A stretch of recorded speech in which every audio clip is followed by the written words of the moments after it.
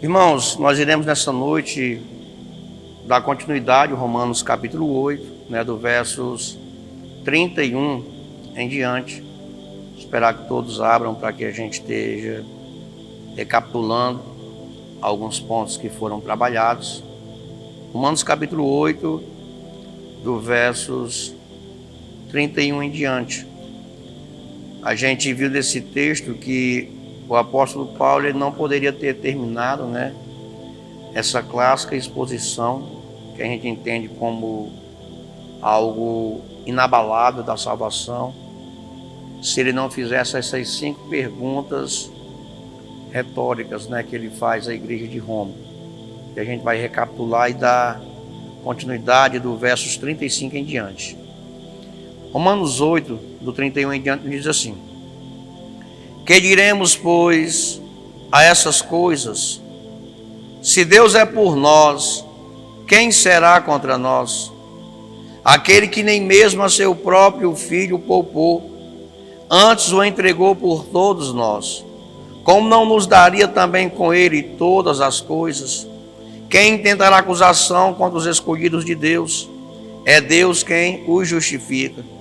Quem os condenará, pois é Cristo quem morreu, ou antes quem ressuscitou dentre os mortos, o qual está à direita de Deus e também intercede por nós. Quem nos separará do amor de Cristo? A tribulação ou a angústia, ou a perseguição, ou a fome, ou a nudez, ou o perigo ou a espada. Como está escrito, por amor de ti somos entregues à morte todo dia. Fomos reputados como ovelhas para o matadouro, mas em todas essas coisas somos mais do que vencedores por aquele que nos amou.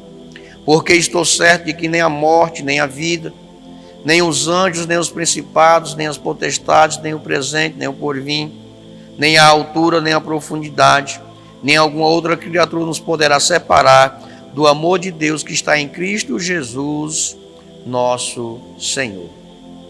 A gente trabalhou do versos 31 ao versos 34, 4 perguntas que Paulo fez.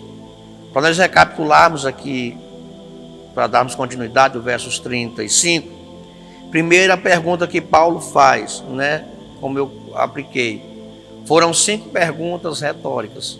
A gente vai dar continuidade na quinta, hoje. A primeira pergunta que Paulo faz está no versos 31, quando ele diz: se Deus é por nós, quem será contra?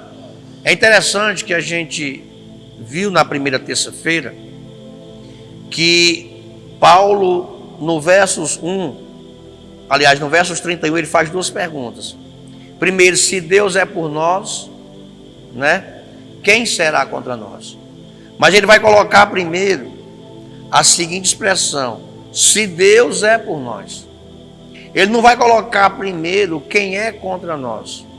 Ele não vai colocar primeiro quais são as nossas dificuldades e quais são as nossas limitações. Porque dificuldades e limitações sempre nós iremos ter. Sempre nós iremos enfrentar. O próprio autor e consumador da nossa fé, Jesus, em João capítulo 16, ele vai concluir no final com uma pergunta e uma exclamação precisa para os discípulos. Ele disse: olha, no mundo tereis aflições, mas tende bom ânimo, eu venci o mundo. A segunda pergunta que o apóstolo Paulo faz, que a gente viu também, foi no verso 32, quando ele faz a segunda pergunta ao dizer: aquele que nem mesmo a seu próprio filho poupou, antes o entregou por todos nós, como não nos daria também com ele todas as coisas? Paulo, na segunda pergunta, ele vai também esclarecer algo que foi para Deus, uma entrega através de Jesus. Ele faz essa segunda pergunta ao dizer: aquele que nem mesmo a seu próprio filho poupou. Com outras palavras, o que é que Paulo quis estabelecer para a igreja de Roma? Olha, Deus não teve e não construiu reservas para alcançar cada um de vocês. Muitas vezes existem algumas reservas relacionadas ao que Deus quer que nós venhamos fazer, que nós venhamos cumprir para Ele, e que muitas vezes, no lugar de nós construirmos ponte para chegar, nós temos construído barreiras. Quando Paulo esclarece ao dizer: aquele que nem mesmo a seu próprio filho poupou, antes o entregou por todos nós, como não nos daria também com ele todas as coisas? Aí nós temos que nos fazer essa pergunta: o que nós temos poupado diante de Deus? A terceira pergunta que Paulo faz está no versos 33, apenas na parte A do versículo. Ele diz assim: quem intentará acusação contra os escolhidos de Deus? Muitas vezes nós podemos ser acusados, caluniados, mas quando nós olhamos na Bíblia, qual foi o homem e mulher de Deus que não foi caluniado, que não foi apontado? Paulo ele vai fazer na parte A do versos 33, quem intentará acusação contra os escolhidos de Deus? Aí nós olhamos, irmão Rones, presbítero Roberto, cooperador Walig, se nós já somos justificados em Cristo Jesus, se a Bíblia diz que nenhuma condenação há para aqueles que estão em Cristo Jesus, porque não andam segundo a carne, mas sim segundo o Espírito. A quarta pergunta que Paulo faz está no versos 34, parte A também, ao dizer: quem condenará os eleitos de Deus? Ele, quando sai da acusação, automaticamente ele vai para a condenação. Porque toda acusação gera o quê? Uma condena. A gente tem que entender o que Paulo quer ensinar.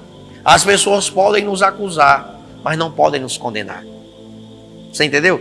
As pessoas podem falar mal do Evangelho, mas elas nunca irão viver o Evangelho se não se converter a Jesus.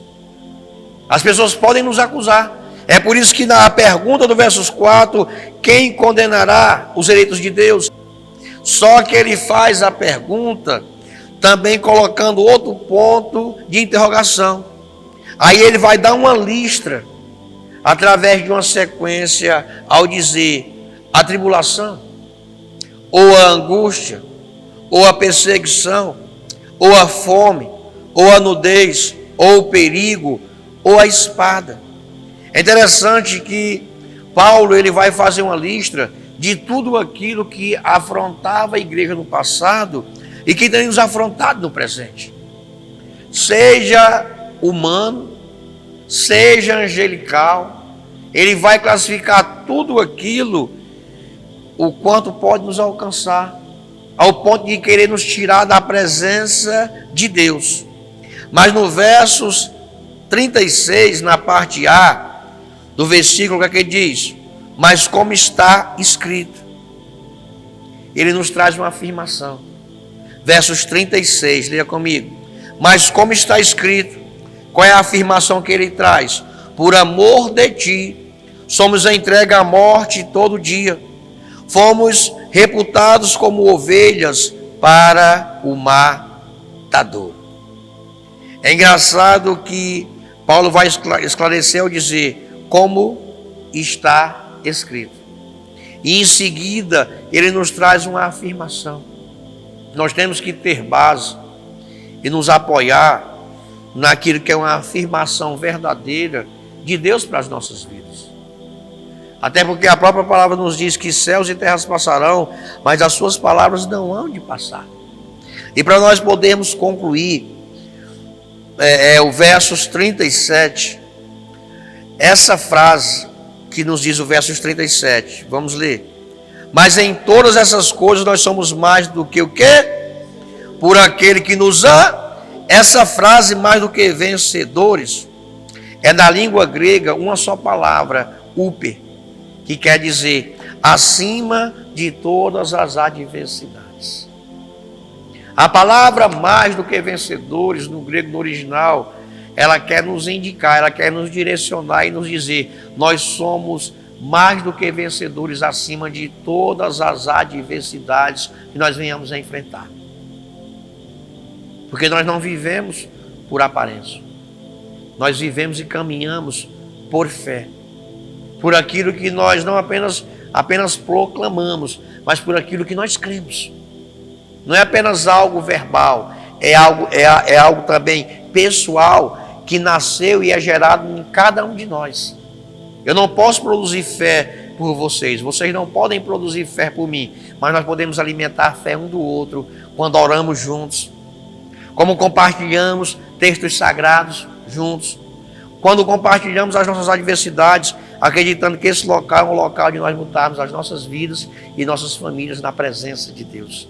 E no versos 38, olha só o que ele diz: porque estou certo de que nem a morte, nem a vida, nem os anjos, nem os principados, nem os potestades, nem o presente, nem o porvir, nem a altura, nem a profundidade, nem alguma outra criatura nos poderá separar do amor de Deus que está em Cristo Jesus, nosso Senhor.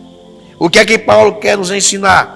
Nenhum aspecto de ordem criada, nenhum acontecimento ou ser que faça parte dele, incluindo nós mesmos, pode nos separar de tudo aquilo o quanto Cristo estabeleceu para nós.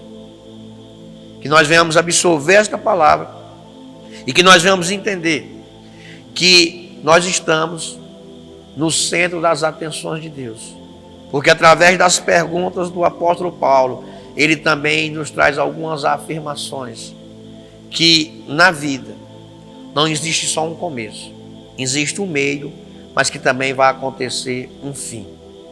O nosso começo às vezes é bom, o nosso meio é um pouco balançado, mas no final, como foi louvado nessa noite para o culto de domingo, para o culto de Santa Ceia, se eu amo a mensagem da cruz, até morrer eu a vou proclamar. Levarei eu também minha cruz, ter por uma coroa trocar. Amém? Que Deus nos abençoe. Agora nós iremos ter o nosso momento de oração.